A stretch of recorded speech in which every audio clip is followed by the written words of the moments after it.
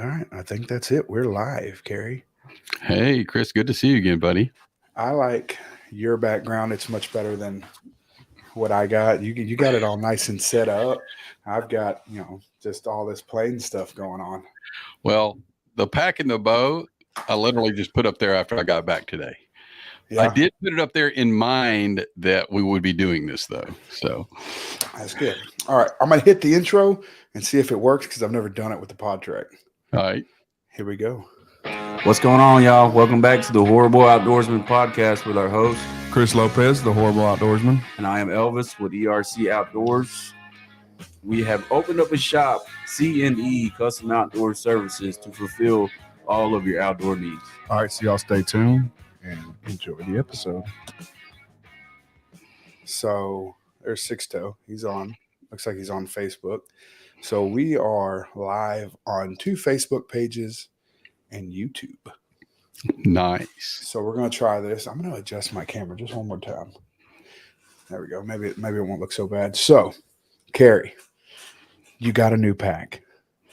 And I think it's been Yeah, I did. I think it's been well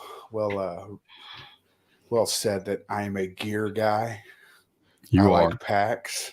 You do. So tell me about your pack and why you picked it. Okay. I am not a gear guy. And when it comes to this backpacking thing, I'm a rookie. My first pack I bought off of Amazon, and it was an Alps. It's over there in the closet. And I think I have 2 Alps in the attic myself. it was adequate. I mean, I packed out, half a dozen mule deer with it over the years, but all the weight was in your shoulders. Yeah.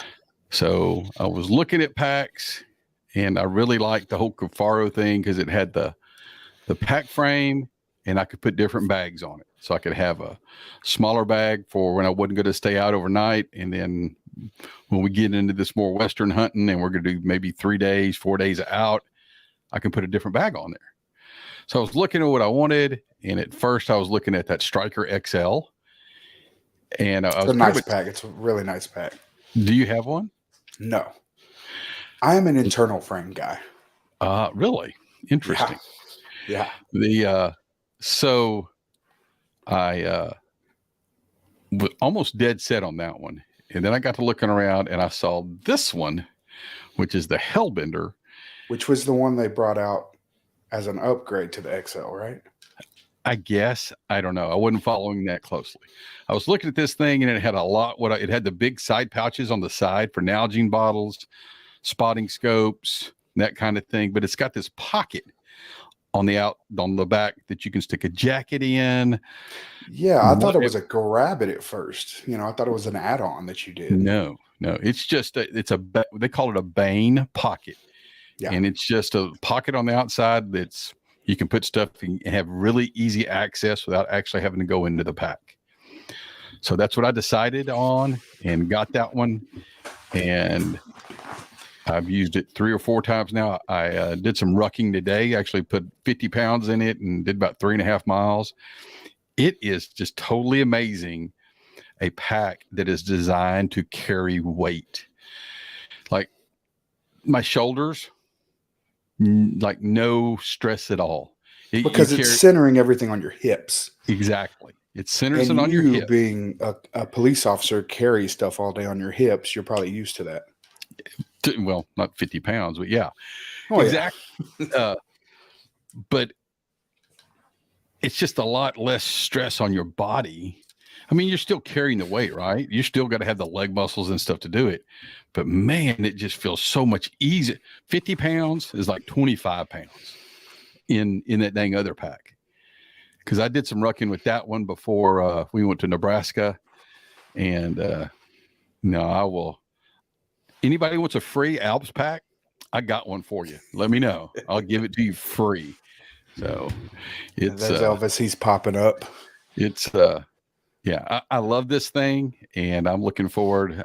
I haven't dove off into what other bag I want, but that's like 2,200 inches, cubic inches, and I used it on that Colorado Bend hunt I went on, just as a day pack going to the blind, and it had way more room. I mean, you could probably do an overnighter and have no problem with the room that it has in that bag.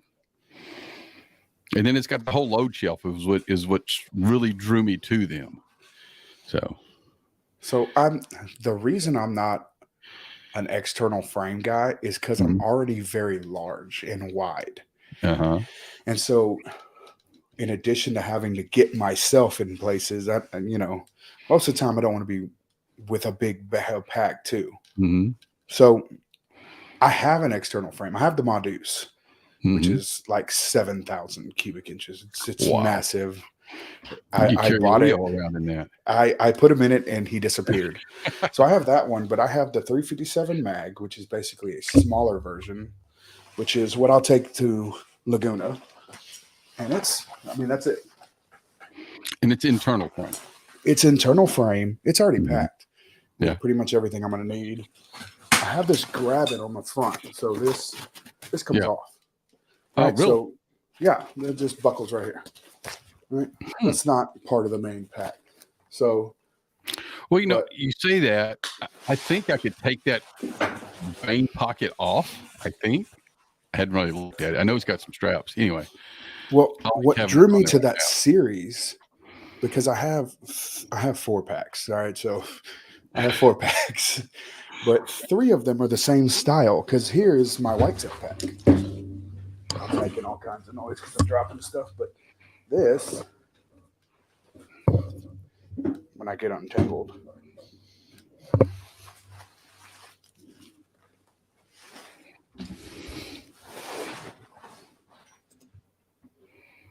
there we go, technical difficulties. This is the shape charge, which is basically just a mini version, right? And I've got the shumming pocket up front, but they all have this feature. When you open them, they flop open like that. Yeah. And it's got pouches, zipper pockets, molly in the back. The 2 bigger ones have straps, but they all have that same layout, which I like because no matter which pack I grab, it's the exact same layout. My stuff is in the exact same spot. My first aid kit. My first aid kit goes in the built-in lid, and it reminds me of almost like an EMT bag, where it's something they can set on the ground, pull it forward, and all their stuff is just there. That's kind of what drew me to those. Does it have like a load shelf in it? So, no, it's internal. So, when I get the Modus, it'll have a load shelf, right? The 357 has straps where you put the load on the inside, and then it has straps where you can strap it on the outside, plus the grab it. So, in theory, with my 357, if I shot an owl guy, I throw the back straps and tenderloin in a game bag on the inside, because packed as it is right now with everything I have, I can fit backstrap and tenderloin from an elk or an owl guy pretty easy. And then with the grab it, I could maybe put another quarter on the outside, strap it in. It's got the, it's got the, what they call it, the load lifters. So it's got the load lifters. It's everything the external is, but just with a frame sheet on the inside. All right. So Aaron packed out like 80 pounds with it. He packed out a whole deboned mule deer with it. So, but I have the Modus too. So when we go to Colorado or these Western hunts, and Elvis makes fun of me and says I have a pack for every situation. But I would probably hunt most of the time with the 357 mag. And then if we drop something, grab the tenderloins, grab the backstrap, head back to camp, grab my Modus out of the truck where it's 7,000 cubic inches and empty, and go load up, That's a lot of walking. It is a lot of walking, but we can go back and forth anyways, right? Well, we're talking packs, but it's kind of leading us down the road to Laguna.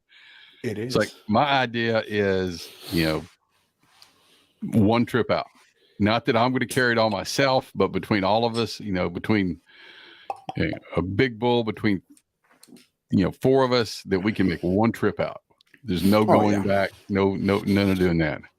Yeah, I think if we all jump on it, we could easily get a big bull out. I think so too. I think 4 people. Curtis saw guys last year that it took 4 of them got 1 bull out in one trip. Everyone gets a quarter. Somebody Yep. grabs the head and the tenderloins and backstrap. If you shoot it, you got to carry the head. you carry the heavy pack if you shoot it. Absolutely. So leading to that, what are you going to shoot? Are you still shooting the iron wills after reading the Ashby reports? Yeah. Well, I haven't delved off in there. Are we done with packs? No. I just kind of went to it. Okay. Yeah. I haven't delved off all into it. And, but I'm still confident if I put it where it needs to be, that it's going to do the job. So I'm carrying, again, I overdo things, right? So I'm carrying 2 different arrow builds. No, just I'm carrying, they're within a grain. So I'm carrying what I use for whitetail, 3 fletched with slick tricks. And then I'm carrying, it's a different insert, but it all comes out to the same weight, 200 grain broadheads with a 4 fletch, which will be, I have some VPAs, but I'm probably going to be taking the old Ranch Fairy 3-blade. Oh, nice. I mean, I like 2 blades. Don't get me wrong. Like I said, these are probably coming with me. I mean, but every time I look at their study, and I'm going to go off on a deep end for a second. Every time I look on their study, it's smaller bows. And they did one this time, and the 3-blade they tested did absolutely phenomenal because these modern bows are a lot more efficient. Now, when they did the single bevel with the 25-inch draw length and like 45 pounds, it was night and day difference. But we'll get into that later. I was only looking at the 72-pound bow.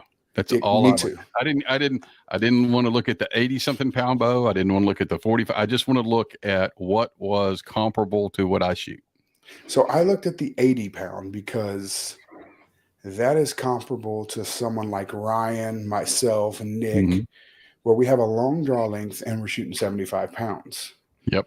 So, and that 1 inch of draw length or 1.5 inches, I think in Ryan's case, kind of makes up for that 5 pounds.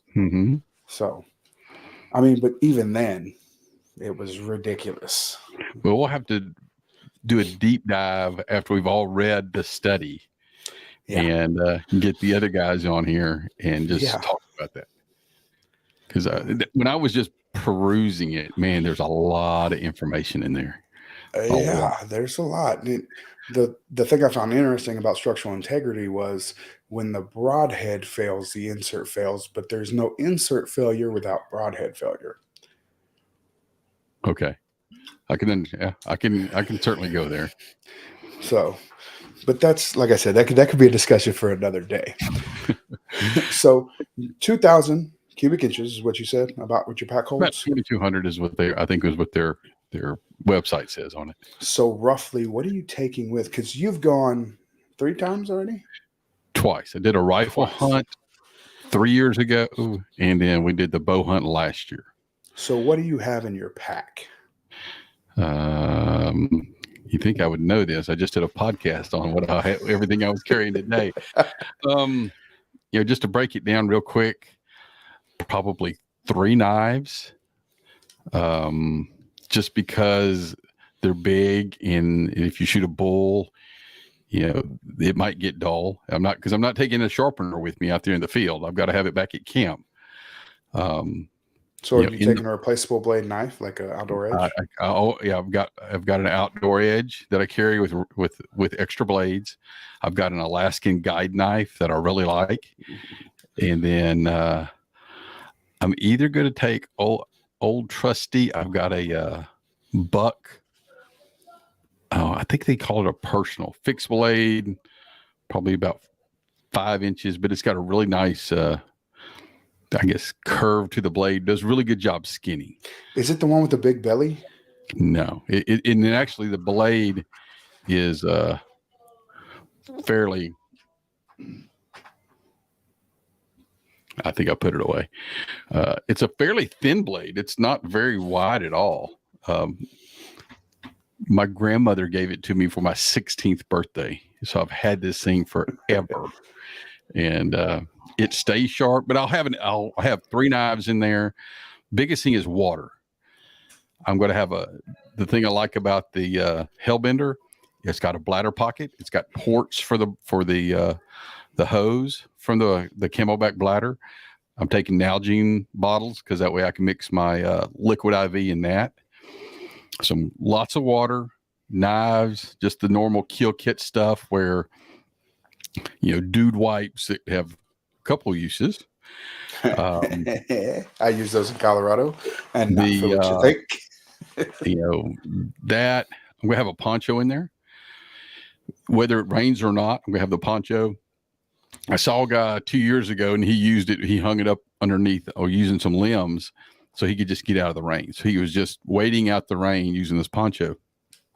But I wish I would have had something like that when I killed that cow a couple of years ago, because then I could have laid it out on the ground and laid the meat on it as I was processing it. So you're talking like a cheap poncho. Well, this is it's an old military poncho that I've had forever. It's fairly light, but I bought me 4 little aluminum tent stakes from Walmart, and I've got a pretty good amount of 550 cord to go along with it. So I can make a little lean-to, can make a little cover, or I can throw it on the ground and use it to put my meat on. So got that in there. Flashlights. Well, I'm taking 2 black diamond headlamps, extra batteries for those. And I'm taking a flashlight. It's just like the one I use on duty. And it's a LED. I think it's a little over 1,000 lumens, and it will run 6 hours on one charge. So it's not the old school No. tink, tink, tink. You're in trouble light. Like 4 D cell batteries. No. Yeah. It's about 10 inches long. It's a composite, so you really don't want to hit anything. In fact, the name brand is called Nightstick, but you wouldn't want to hit anybody with this one. So it's not a nightstick. It's not a nightstick, but 1,000 lumens, 6 hours, and I have an extra rechargeable battery for it. So in theory, I could run it for 12 hours. I could run it a whole night. But a good light, I throw a few chem lights in there just because if I need to mark something in the night and come back to it, whether it be the now guy that's down and we got to make multiple trips, whatever, usually take a couple chem lights. I've got those in there, first aid kit. I know that Six had talked about, he's going to leave his first aid kit. He wasn't going to take it hunting it with, in his pack. And I'm like, dude, we're playing with sharp objects out there, knives, broadheads. Curtis tells the story of he watching the dude that stabs himself in the leg while they're cleaning a now guy last year. What? You didn't hear that story? No, I guess I haven't. First day of the hunt, he's sitting, I'll say first or second day, he's sitting, and these 4 guys, one of them shoots a now guy. He actually, the now guy comes out in the open and goes down. So he sees the now guy go down. These 4 guys come out there and start cutting it up and processing it. Well, the guy's cutting through the thick hide and is cutting back towards him, stabs himself in the calf. Curtis is looking through his binoculars and he sees the guy go down. And he's like, oh my God, that guy just stabbed himself in the leg. They were able to stop the bleeding. It wasn't too bad. And actually, Curtis talked to the guy when they were packing the now guy out. And he's like, yeah, man, I watched you stab yourself in the leg. He's like, oh, you saw that? And anyway, so yeah, carry a first aid kit with you. So quick clot. Yeah. Hang on here. Dadgummit. I guess I threw all of that back in my bin. Yeah. I've got quick clot in there. I have got, some pressure bandages, Israeli pressure bandages is what we use. I've got a tourniquet. Lord forbid that you need any of that, but it's that big and it doesn't weigh hardly anything. Take it with you. Don't leave it. I'm that guy. So I have a Kafar door gunner. It's this wide, this tall. Mm-hmm. It's very tiny. It's what I use for tack. I carry it when we go places. Lori hates it because I got this backpack on my back. but I've got that. I've got quick clot. I've got Israeli bandages. I've got other things that I can't mention on live, but I have those things with me, because it's the old adage: you put them, you gotta, what do they say? Put them and plug them. Put a hole, you plug a hole. Yeah. That's what I was always told by some buddies of mine. If you put a hole, you need to be able to plug a hole. Yeah. We always were told, my dad's favorite saying was better to have it, not need it, than need it and not have it. Yeah. I mean, the guy that told me if I'm putting a hole, I need to be able to plug a hole was a lawyer. And I think he told me just to CYA. Well, plug the hole. if you end up having to do something like that, you should try to administer first aid if you can. But that we won't even go down there. And you know what I always used to carry in the truck before Israeli bandage and quick clot? Tampons. They do, yeah. And a lot of the military guys, that's what they would use. Because you can buy a box of Tampax, just the cardboard that no woman wants to use because it probably feels like cardboard. You can buy for like $5. And I mean, we used to keep them in the truck when we went dog hunting with hog hunting with dogs. And a dog would get shove it in there, clip it off, and send the dog home. Trying to think, what else am I going to have in there? Probably, depending on rain or how cold it's going to be, I'm going to have my jacket with me. I've got 2 thermocells. I'm not going to take a thermocell in the field. I'm all my clothes are going to be the Promethean, but I am going to take the bug spray because sometimes when you sit down in the tall grass, that's where the mosquitoes are, and you might have to spray them. We last year we didn't have a big problem with it, but you just never know. Do you have like a lightweight chair you're taking? Yes, I do. I've got a butt pad. I'm probably gonna get a chair too. You're going to need a chair because the grass is over your waist. Yeah. You're going to need you're going to want to sit down in it and use it to conceal yourself, but you're going to need a chair. So I actually have 2. I actually have them here. This is the one I've been testing out. And it's just a little tripod. How much does it weigh? Like nothing. So, but your ass is sitting in that forever how long? But it will fit right in the side pocket of my pack. Like where your spotting scope would go. Yeah. So have you seen here? I use this one. It has a back support. It's a little wider. It's still pretty light, but it has a back support so you can sit, a lot longer. So have you seen the duck hunting marsh your tools? Pack? Huh? Have you seen the duck hunting marsh tools? Yes. And I don't know how well that's going to work sticking in the ground out there. So it's not marshy. Not where you're going to want to sit. No. Okay. So it's you will walk through water probably to get where you're going, but you're not that marsh tool that you stick down through the muck. No, it's a lot of sand out there. But I don't know that you could stick that thing down in the ground. Okay. But you're probably not going to want to sit on the ground either. There may be some places you can, but all the places that I set up to actually shoot one, the grass, when I sat down, the grass was shoulder high and I was just tucked back up in it. So the chairs you're going to have, I've got my little ghillie top that I've got. That is money when it comes to whether you're stalking or whether you're just sitting.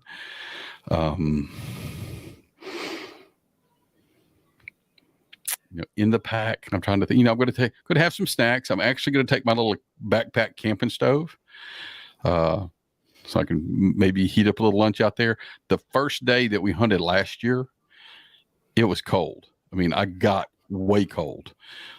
In the last day that we hunted, a northern had blown in, and I was cold that day too. It'd been nice to make a cup of coffee or something like that.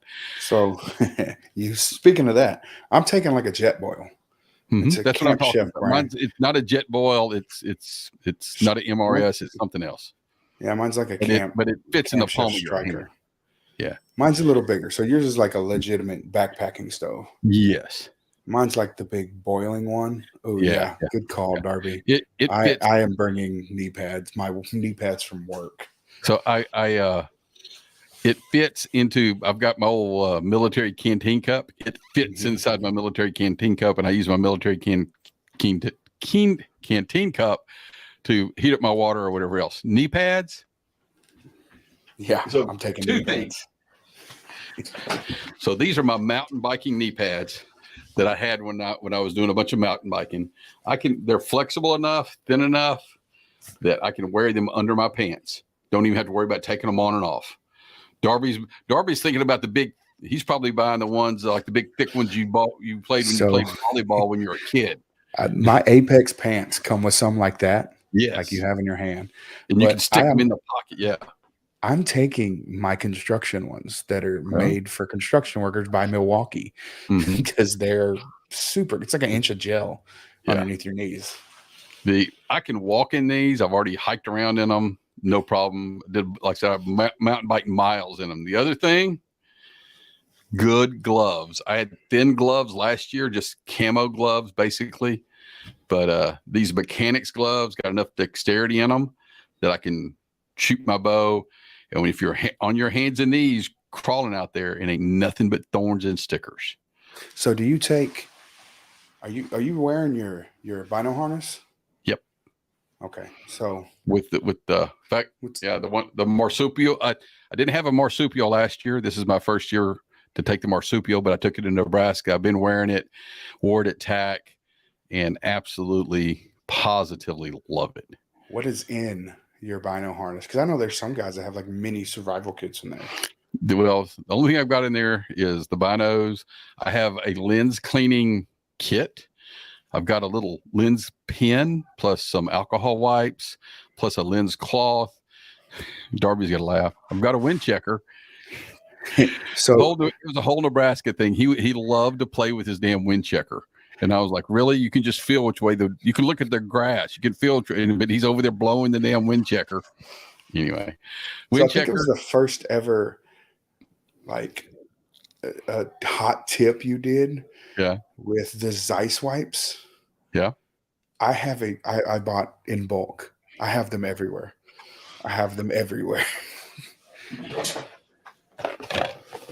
Yes, I have like 4 of those boxes. I don't have 4 of them.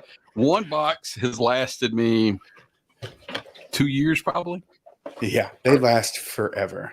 So the other thing that I have in my bino harness, in the back of it, I have 4 extra AAA batteries for my headlamp. They're right there. So I don't have to dig through my pack to find them. And I have an extra battery for my rangefinder. So, and you may not carry one on this trip, but can you carry a backup firearm, a sidearm in your bino harness? Not in it. They make it if you had like a little Glock 43, little 9 or 380, it would fit in the back of it. So if you want to carry something for bears, you're going to need I've seen where they have an attachment that goes underneath it.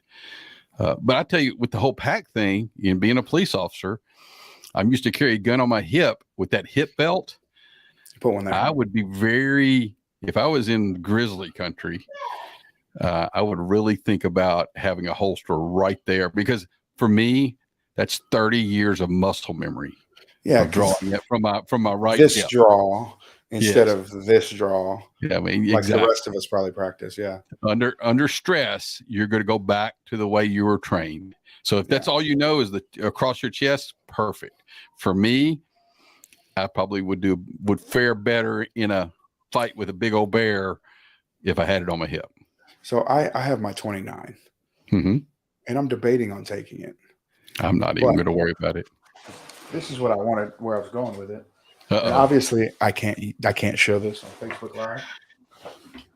But there's rules here.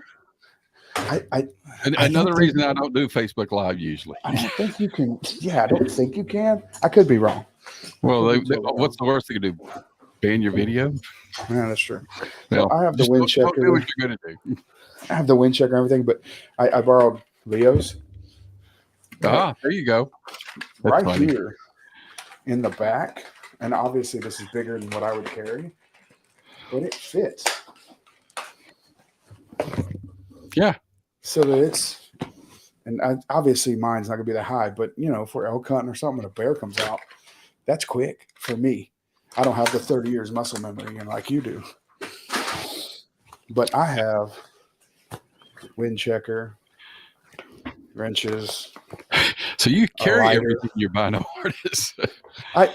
I think we've gone over this, Cary. I overpack. I probably have 6 days worth of food in that backpack. I always come back with more food on that little 2-day hunt I did on that draw hunt. I came back. I had 2 Walmart sacks full of snacks. My wife's like, you need to take those to work because those, they were like oatmeal, those little oatmeal pies and like Star Crunches and Snickers bars. Did you know they make one of those oatmeal cream pie things, but with peanut butter? It's peanut butter sandwiches with peanut butter in between them. See, I love those little nutty bars, little chocolate. Oh, anyway. So you taking something like this? Nope.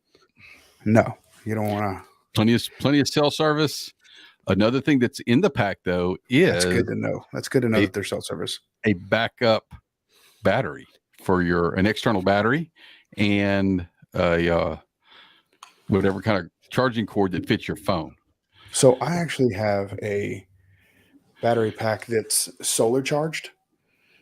It's not going to fill up with solar, but it'll go from dead to 2 bars. Mm-hmm. And the back of it is wireless charging. So like my iPhone wireless charges. Yeah. So it's one less thing I got to carry, but that thing is so useful. Well, I've got a small one.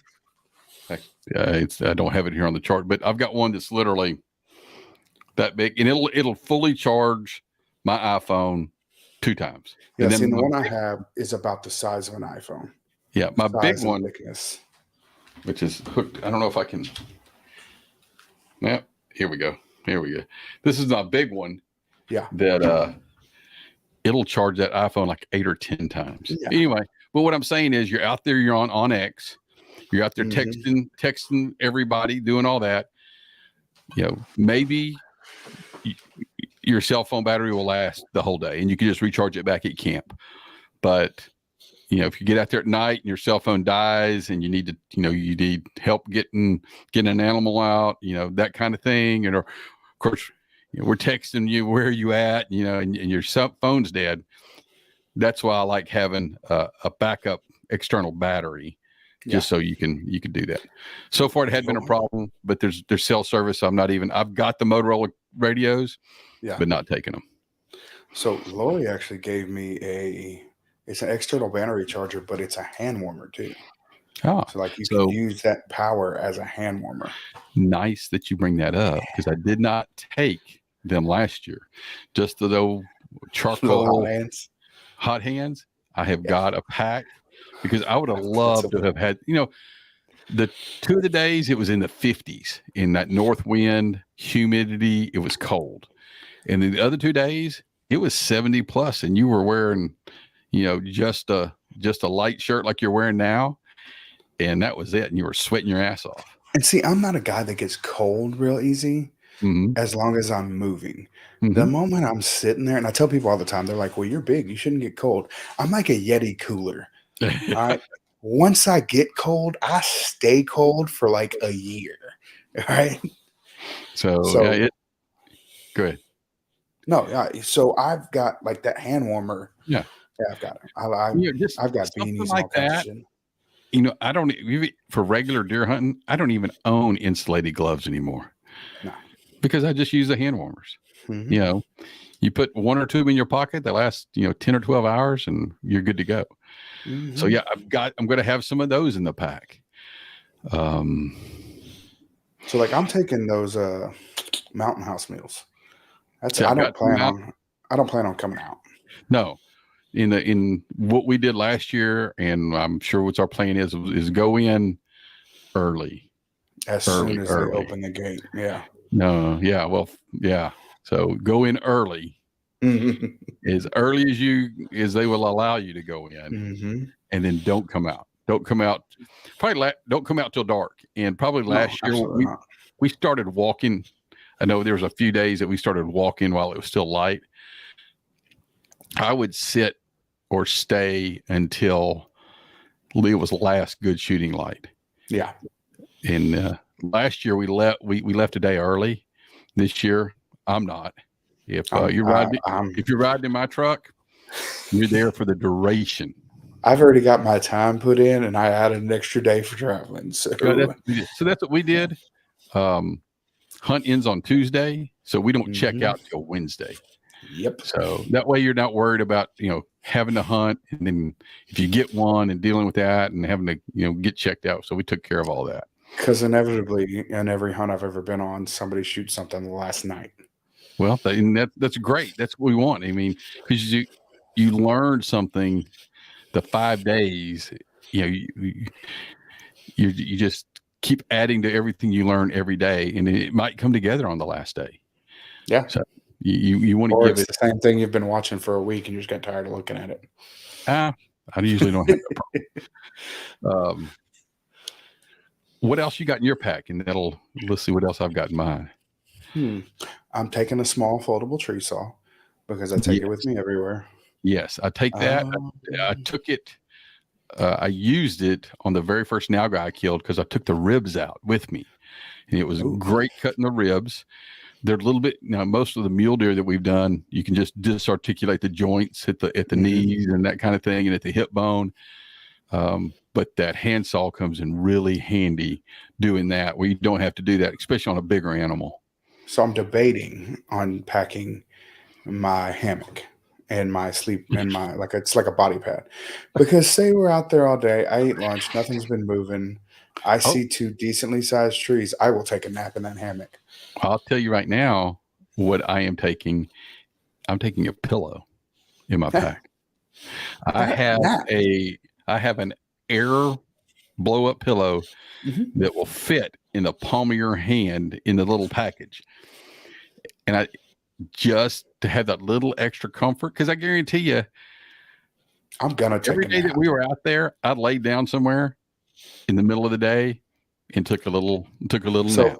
My camping Grand Trunk, I think is the brand, hammock is this big when it's all said and done, and it's got a mosquito net, right? And then the inflatable sleeping pad is this big, and the inflatable pillow is that, and all combined it weighs 5.5 pounds. Evidently, get some tips from Six on where not to take a nap, because everywhere he laid down and take a nap, he had people walk up on him. Well, see, that's why I'm thinking nobody's gonna walk up on a big dude in a hammock. Well, one dude was sitting like 15 yards from him, and they didn't even know each other was there. He's taking a nap, and when he sits up, this dude's over there like, "Where'd you come from?" So, yeah, wherever he says is a good napping spot, don't nap there, because there'll be somebody coming by there. I'm really because what's 5 pounds with comfort, right? I'm not taking. I've got a hammock just like you're talking about. It doesn't have the mosquito net is not built in, but I'm not taking a hammock. I mean, I'm taking a little nap. When we were there last year, those now guy move all day. Yeah, I remember sitting up from my nap and seeing now guy. I can tell you, I'm taking it regardless. Now, whether it comes in the field with me or not, it may not. But if you walk to my campsite in the middle of the night and you see something swinging, just know it got too hot in the tent. I crawled in my hammock. That is something. It's not going in my pack, but many a times bringing a fan. Yeah, I have a Milwaukee battery-powered fan. Yeah, I know. Extension cord, power strip. Dude, we drove to Walmart last year to get fans. That's how hot it was, because it was just like almost unbearable to lay there in that tent without having a fan. So they make ice chests that are converted into air conditioners. I say, I don't need all that. I don't need all that bougie stuff like that. You say that, but when your tent is 90 degrees, but that little area where you're sleeping is 70. That's why we don't take and do the November hunts. That's why we pick the January hunt. It's because November this year was hot. Can you imagine being down there like that? Oh my God, no! I'd be hunting in my boxers. No. I'd So be pulling a Arnold Schwarzenegger and just Yeah. mud. 2 of the nights that we were there last year, it was nice. You crawled in your sleeping bag. It was cool. Faded off to sleep, no problem. 2 of them, you sweated a little bit. Well, so that little Milwaukee fan, it's got an adapter too for like a regular plug. Mhm. It'll put out some air. It's Yeah. made for like what we do in the construction. And then I sleep with a box fan. So again, if y'all come and you see the tent doing this, I got a whirlwind going in there. Don't bother me. I'm bringing a box fan, and then I'm bringing a fan just to point at me. Absolutely. Trying to think what else is in the pack. I have instant coffee in the pack. Little instant coffee sticks from Black Rifle. I like coffee, but I don't have to have it every day. I also have Ignite from Mountain Ops, which is, it's not really a whole lot of, I don't think it has any caffeine as a matter of fact, but it's just enough. Gives you that same kind of light that coffee does. I guess my son's still awake. Oh, he's excited because next year he gets to come hunting. He's already told me. He's already said that. But those little Ignite packs, they taste good. I think I got pink lemonade. I got some of those in there. Like you said, the liquid IV electrolyte packs. Even one of my first take, because I tend to buy every time I go to like Academy or something, I'll buy them little $15, $20 first aid packs. I've got like 25 electrolyte pills from those little packs, or like electrolyte 2 packs of pills. So no one should get dehydrated. I didn't think about this. I'm on my computer. I have my packing list right here.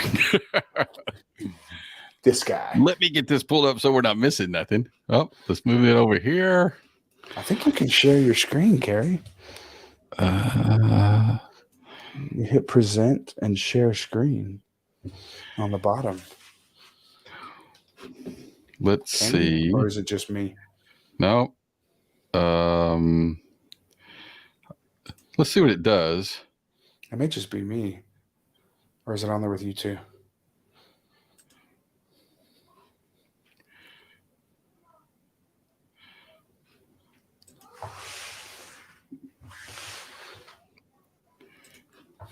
Let's see what happens here. There we go. I gotta add it. There you go. Oh, there you go. Yeah. So this is what I call the stuff in the pack. Obviously, permit, license. We got our emails today, which kind of need to dive off into. Oh yeah. We talked about that. Yeah. So I'm not doing pillowcases. That's the other thing. I was using those Go Hunt Black Friday deal 100 points I scored. And that was on Go Hunt? Huh? Oh, okay. I didn't know what I got those from the Go Hunt store. But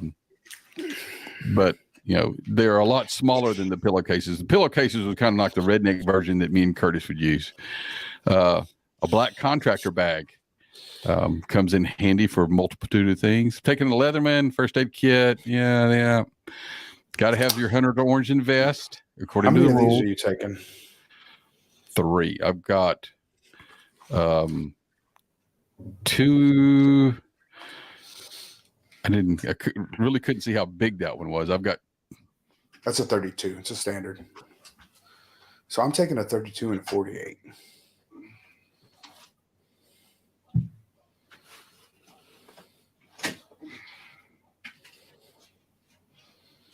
Yes. 2 32s and a 48. Yeah. I'm pretty much taking the same thing. So plus, because that 48 is awesome for taking something with flavor. Like if you want to pack Gatorade or tea into the field. Plus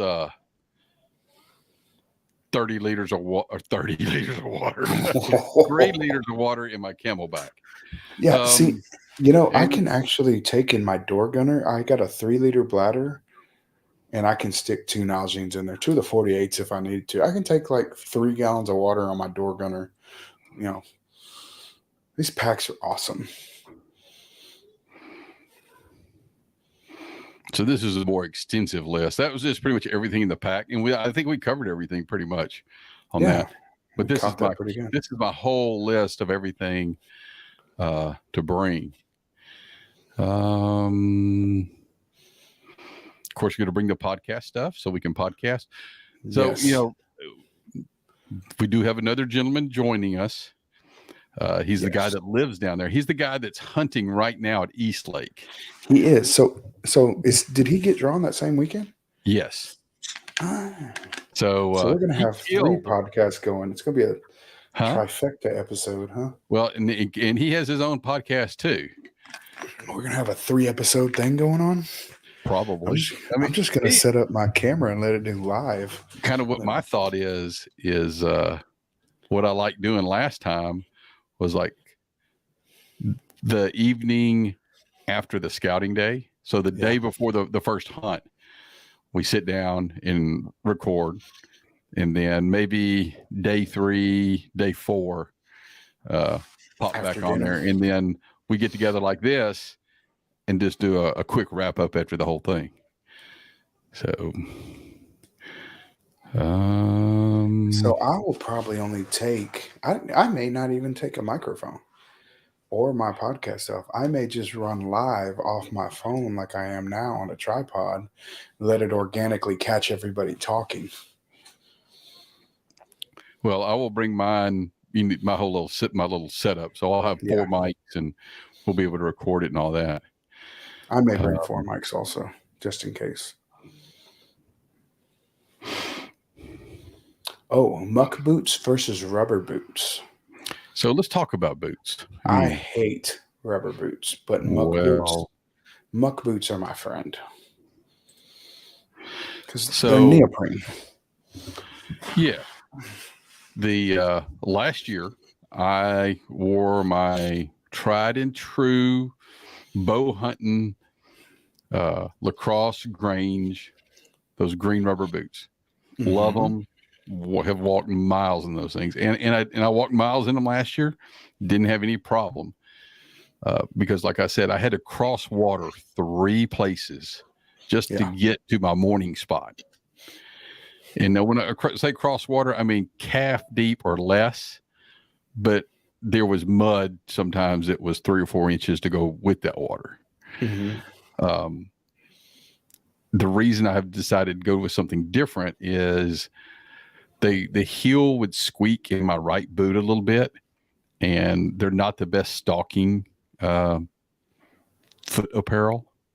And it squeaked when I was about 30, 35 yards from a bedded bull now guy I was trying to sneak up on, and he heard me and he was gone. So I started rethinking it, and I was looking for some type of hiking waterproof boot. But everything was low. Nothing was knee high until I came across a pair of Rocky Lynx snake boots. Oh, that's right. Yeah, you got some new snake boots. They are lace up snake boots, but they are waterproof. And I've been hiking in those. I've been today. We had a bunch of rain down here, and our little hiking paths that me and Bella go on. Bunches of water. I sloshed through bunches of water and mud. They're dry. So I'll be able to use those. The only drawback with them being waterproof is they're warm. So the feet are going to sweat in them. But they're light. They hike really well. They're quiet. So I'm pretty stoked about this. I know other guys that are using kind of like the neoprene muck boots. I've heard some guys talk about, they're hiking boots with gaiters, but I don't know how good of a waterproof seal you're going to get there. Nicholas found out last year he wore his Columbia hiking boots, and on day 2, his feet were in such bad shape he had to stay at camp for day 2. So I'll have my muck boots, but I'm gonna also take my Salomon X Gore-Tex. But anything above, like you said, they're mid height. So anything above ankles, I'm gonna have to switch to the muck boots. Yeah, and we saw guys last year that went to Walmart and bought rubber boots, and they carried their rubber boots till they got to the water. Then they stopped, took their hiking boots off, put the rubber boots on, crossed the water, left the rubber boots on the side, and then put their hiking boots on and took off again. But when I was making my ventures back further in there, I would cross water time and time again. The only caveat to this whole thing, there's a chance we could get down there. It's been pretty dry this year. Mm-hmm. Very dry everywhere. That the water level could be different, but it's all coastal Texas, and all this water that was back in those marshy areas was salt water. So it's all kind of, with the water table being so low there, it's all kind of, think of it, it's the salt water. It's not really rainwater. So yeah, we'll see. Like you said, and that was kind of my thought. Like, I'm gonna have my muck boots with me, or my boots with me, and when I get to a place, I'm like, all right, there's no water that I can see. I'm gonna go ahead and switch to my good Salomons because they're light and comfy, and I can go miles. And then if I run into water again, all right, let me put my muck boots back on. No, it also plays on a whole lot in the area that you hunt, that you choose to hunt. If you choose some areas, you're not going to have to cross any water. And one of the areas other areas, you might cross a lot of water. Dry. Huh?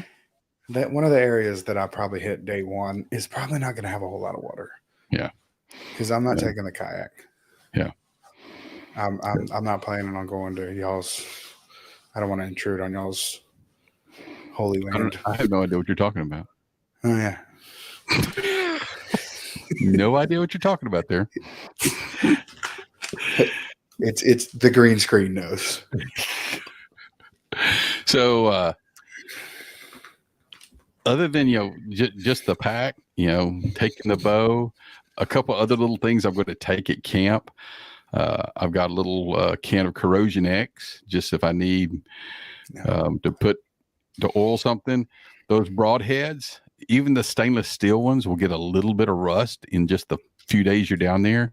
If you're running something that's carbon steel, you're going to need to keep oil on it because that stuff will rust quickly. S7 tool steel. And you know what? Chapstick. Yeah, chapstick works good. Because this and the broadheads. Yeah. I mean, not just for your lips. Yeah, because it's a miserable hunt when your lips are chapped and cracked and bleeding, and oh god, it's horrible. Kind of goes off you get dehydrated, and there you go. I'm a firm believer in the more comfortable you are, the harder and longer you hunt.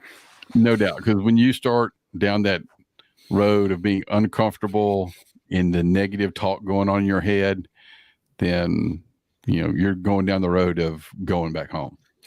Yeah. So I had a buddy who went elk hunting 2 years ago. I think it was 2 years ago. And they hunted, they spike camped, and they found the guys that hiked farther were the guys that went back to the trailhead every day and slept and had warm meals and slept comfortably. He's like, yeah, we were 2 or 3 miles past them when we started, but they passed us every day because they were comfortable every night. And they were able to hunt harder because they slept better. It's kind of like me. I'm taking a cot and I have a super thick, really comfy sleeping bag, and I'm taking one of those little 8 crate things to put on top. I'm gonna sleep like a baby. Oh yeah, that's exactly what we do. I mean, you're truck camping basically, right? Mm-hmm. So absolutely. Yeah, bring the comfy cot. Bring the air mattress that goes underneath your sleeping bag. Bring all of that. Because my tent alone weighs 70 pounds. I'm not taking it anywhere. We can't stay out there in the units overnight anyway. So you got to come back. So might as well, and we talked about this early on about renting a VBRO. Yeah. It's even really nice to come back to a bed and in a bath, take a shower every night. I've got no problem with tent camping, but I've got a shower. I've got a portable shower. Yeah. You fill it with water. I think it's like 5 gallons. The showers there are nice. They're totally independent of the bathroom. Really? And only the campers have the access code to get into the showers. Oh, they're not just super bougie, but they're not everybody has access to the shower, so they stay a little bit better. I really wish they let you have access to the park or to the wildlife refuge from the park. No, they won't. They never have, wonderful. never will. I think you would have too much of a flood going in. You couldn't control it. Yeah, I mean, guys going in at 3:00 in the morning. I really think it stems from back when they used to have to do an orientation, and everybody had to bring the hide back for the tick inspection. Yeah, because now you can leave the hide. Yeah, so now if you leave the hide, then you don't have to worry about that.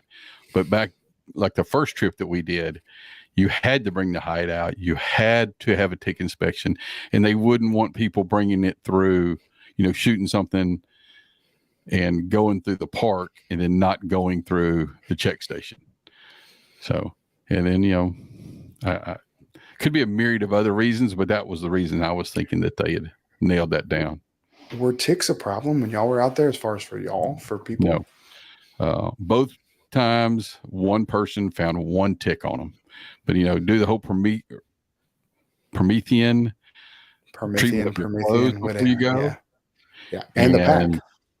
Yeah. And then, like I said, taking the buck, because when I get over there and I get out and I get ready to go on the hunt, I'll take that bug spray and I spray my butt, I spray my boots, I spray my pants, I spray the inside of my pants legs, and knock on wood, I've never found a tick on me.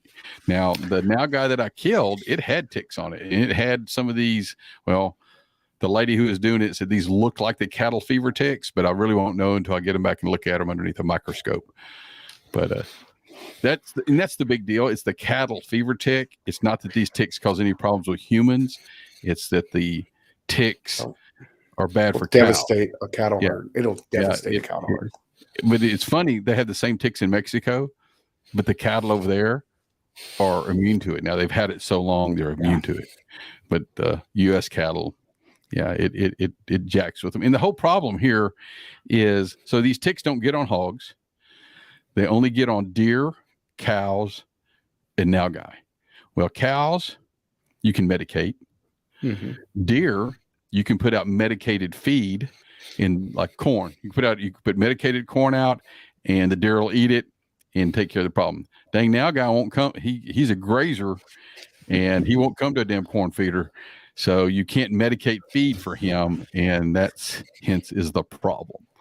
So, as it was explained to me. So, well, I think that's about it, Cary. Yeah, I can't think of any other gear thing. Biggest thing, that I have went over a couple times now in my mind is, excuse me, batteries. For your headlamp, because you don't want to be over there in the dark. No, so batteries, whether it's for your phone, for your headlamp, for a flashlight. Good sharp knives so we can cut up a bunch of damn nilgai. Hopefully we bring back at least 3. We're bringing back something this time. There's no doubt. Because the deer lease I'm on this year has had a lack of deer, for lack of a better term. I've had one deer walk out while I've been in the stand, and she came this way, took off that way. I looked down, looked back up, and she was running in front of the feeder and then went that way. I had half a second to shoot, and I didn't even have my bow in my hand. So I have all my deer tags. So don't let a buck walk out in front of me. That arrow will fly. There is I would say there's plenty of deer, but every time that we've been there, we've had opportunities to shoot deer. But like last year, I had a little buck walk by. He was a small buck, and I was like at 23 or 27 yards. I was like, nope, I don't want to pack him out. I'm here for nilgai. So to me, I will be taking the little, they're not full antlers. It's like sticks in a bag. I will be taking it. Not even worried about it. I will pack a whole deer out because Big Daddy's hungry and he wants some venison. Now, a calf walks in front of me, I'm killing him. So, how big was the one you shot with the rifle? She was an adult cow, 300 pounds on the hoof. When I walked up on her, well, at first, when I first saw her, I thought she was a calf, but I didn't realize she was standing in grass that was waist deep, and I could see from her brisket up. So when she turned broadside, I'm like, I'm going home with something, goddammit. Shot her, and when I walked up on her, I'm like, holy cow, this is the biggest animal I have ever killed. So 300 pounds, you probably yielded, what, 100 pounds of meat? Oh, probably 150. Really? Yeah. There's a good meat to whatever ratio you want to call that. So it was probably the hind, dude, the back, you're talking about putting a back strap in your backpack. 2 of them are 3 foot long and weigh 10 pounds each. Say less. Just the tenderloins are like whitetail back straps. Well, see, that's my thing. Like, this is a high yield hunt. If you do happen to take an algae, it's like you took all your deer for the year with one animal. But that was I was saying about a calf. A calf is just as big as a whitetail deer. So I'm not letting a calf walk by, and I can shoot a calf and pack him out by myself. And we have unlimited amounts. We can unlimited. I As will pack many out as you want an to. entire calf. Yeah. I mean, people are probably going to be like, "Oh my God, they're killing babies." Yeah, the babies are more tender. Yeah, more delicious. And now, guys, already delicious as it is. Right. So, anyway, gear wise, buddy, I think that's about it. I think we did. I've got a podcast that comes out on Sunday where I literally laid all the stuff out here in the room and went, piece by piece by piece of what did you video it, or is it just I don't audio? It's just a podcast. You should totally do videos. I'm so old fashioned. This is the first live one that I've been asked to do some other live ones. This is your first? I feel so honored. You should feel I feel so really honored. special, I do. I feel super special. But would certainly do more of these. But for my podcast, it's just audio podcast. Yeah.